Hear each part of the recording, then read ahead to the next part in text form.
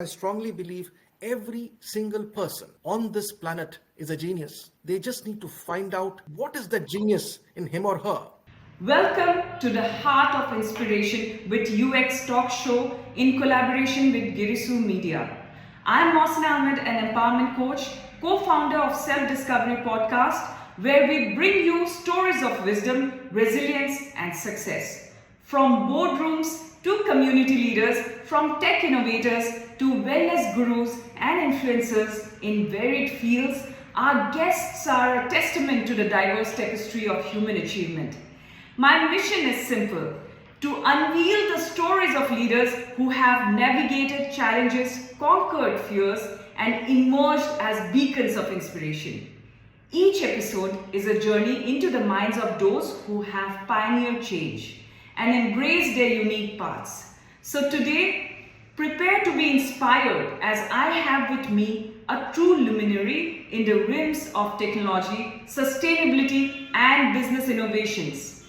Dr. Reji Kurien Thomas, our distinguished guest today, is not just a leader, he is a force of innovation, a champion of sustainability, a trailblazer in every sense. With a remarkable academic journey that includes degrees such as DBA, DSc, and PhD in computer science, along with master degree from Kent State University, Dr. Reji embodies the spirit of continuous learning and achievement. His commitment to excellence extends to multiple certifications in areas like cybersecurity and IT strategy. He's been recognized as one of the 50 fastest growing CEOs in India 2017, as one of the 25 most valuable CEOs in India in 2018. Dr. Reji's career is a story of excellence, including a noteworthy stint with the Indian Navy, where he received commendations for his contributions. Dr. Reji's contributions extend far beyond his professional achievements. We are honored to have him as a guest on our podcast today. So Dr. Reji, welcome to this show, and I'm very happy that you could join us today. Thank you, Mohsinaa. I'm delighted to share this platform with you today. So, Dr. Reji, we want to know you as a person. How was your life? Could you let us know that when did you have this insights about your life that you are not ordinary but extraordinary? What created this? When I was about 10 or 12 years, I had all the possible fears in the world. Fear of water, fear of height, fear of the unknown. I've combated, it was not a one-day job. I combated this, and now I can do deep sea diving. I fly, I'm an aviator, I can fly aircraft, heavy jumbos. There's absolutely no fear of the unknown, because I was even scared of death, for example. I'm not scared of anything that one faces, because I realize setbacks and failures are inevitable in the journey.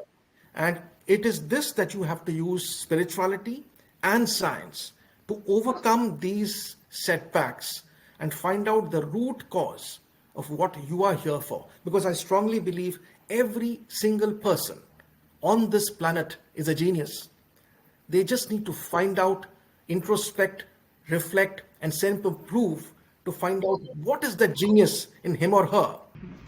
Great. So I can see that you have spoken a lot about sustainability, and you have done a lot of work on sustainability.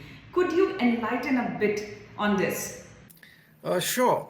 So sustainability is an aspect which present generation may not be bothered much about, but we need to bother about future generations. Will Earth habitat be available to them? We have seen that climate change is completely playing havoc.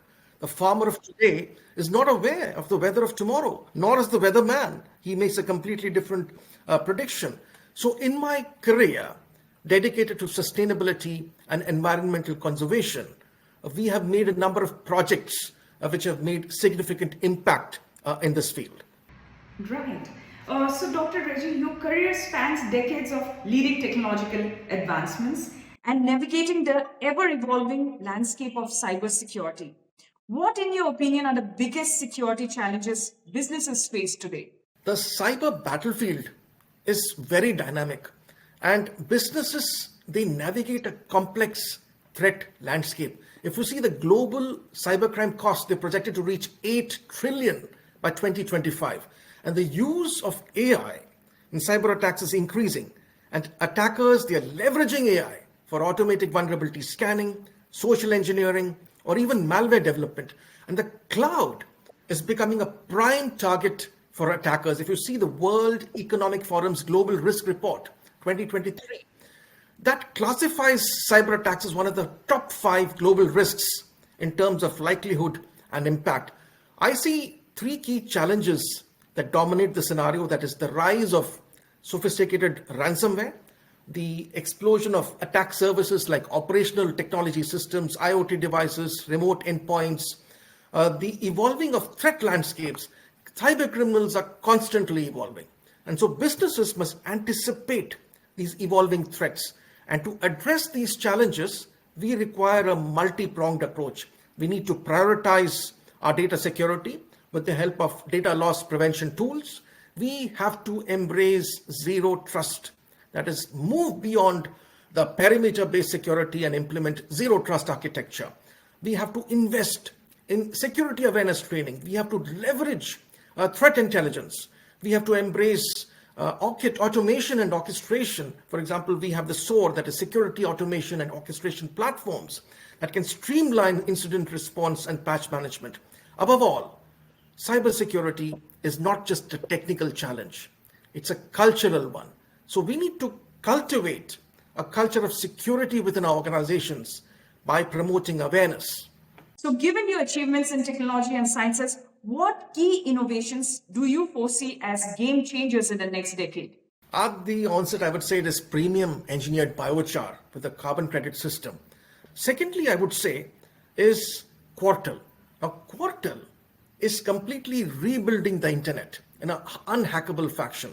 In addition, there are many other technologies that I will pack, like sand batteries or system for catapulting satellites into space, xenotransplantation, that is the process of transplanting or implementing humans with cells or tissues from animal sources, that has the potential to revolutionize surgery, brain reading robots. You can have 3D printed bones, you can have boom-free supersonic flight, and even fuel from thin air, to name just a few. Okay, so which are the states in India which has implemented some of these? Yeah, so we have implemented this in 6 states. And if you see some of the remarkable results which we have got, like we invented a technology known as quantum quasi photosynthesis, which will solve the world's water crisis. This can produce water from the air costing just 1 cent per liter. We have technologies to reclaim and remediate degraded land, which has been done in Rajasthan, Gujarat. We have formulated and manufactured biostimulants that reduce chemical fertilizers by 50%, increasing yield by over 30%. And these have been adopted and recommended by 1-year trials at premium agri-institutes like MPK Rahuri, PUSA, or Tamil Nadu agricultural universities, or NRC for grapes. A number of transitionary bioproducts have been formed. In addition, normally the farmer, he does not have any tool to measure what is going on in the soil. So we made the first portable, instant test and monitoring system for agri. So this has been to like 6 cities, like you said, okay? How can we take it to whole of India? The challenge is basically in the world is presently dabbling in areas where profit making is maximum. Right. Absolutely. This is actually so important because you're saying it reduces time for the farmers. It leads to so many beneficial terms when they are the ones actually who suffer and they are our primary source of food.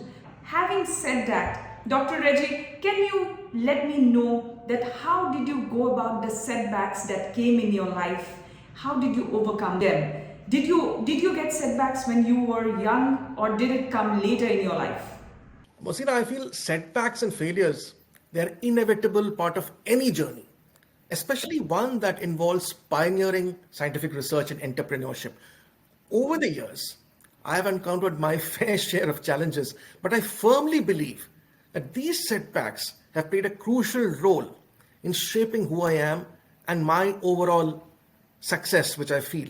So when faced with setbacks, my approach has always been to view them as opportunities for growth and learning. Instead of dwelling on the disappointments, I choose to analyze the situation, identify the root causes of the setback, and extract valuable lessons from it. Right. So when you hit rock bottom, that is when you rise up faster. Absolutely. Here, I would like to ask you this, that you were in the Navy as well. And then you left Navy, you left the armed forces and you went ahead to pursue your other aspects of your intelligent mind. So what is it about Navy that taught you in your life? What are the things that you absorbed and you carried forward in your life? In the armed forces, an officer has to clear the service selection board. If he clears that, he goes into the academy where drills and certain dialects are inculcated in the person who already has an officer-like quality. That affirmation is drilled inside him through daily affairs, through daily inculcations, so that that person is groomed and evolved into being a gentleman and to being a firefighting soldier.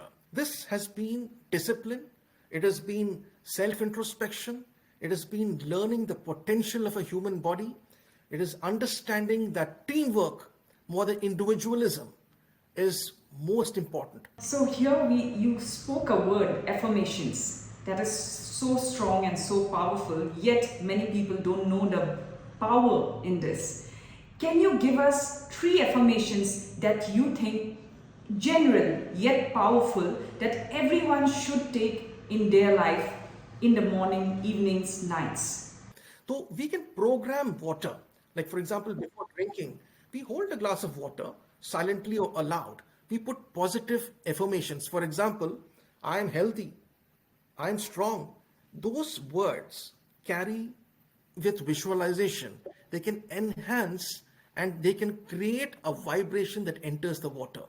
So water is a very powerful medium. Okay, so the energy that water has is limitless. Utilize that power through your affirmations. Create the medium as a water. You will see how fast your visualizations come to reality and you're living the life of your dreams, like they say. Yes? Yes. So Dr. Reji, you have been nominated for the highest scientific recognition. How and when did this happen and how do you feel about this? I'm actually humbled and honored to have been nominated for the highest recognition for scientific-based research in physics. And I would like to express my sincere gratitude to those who have recognized the significance of our work. And this nomination serves as both recognition of past achievements and a call to action for the future. And I look forward to collaborating with like-minded individuals and organizations to bring this vision to fruition. Amazing. So congratulations on that and wishes for your brighter collaborations that you are looking for. Okay. So Dr. Reji, thank you so much for your knowledge that you have shared, for your experiences that you have shared, for the intellect that you have shared with us. It is giving us that vibe that we are special in our own way.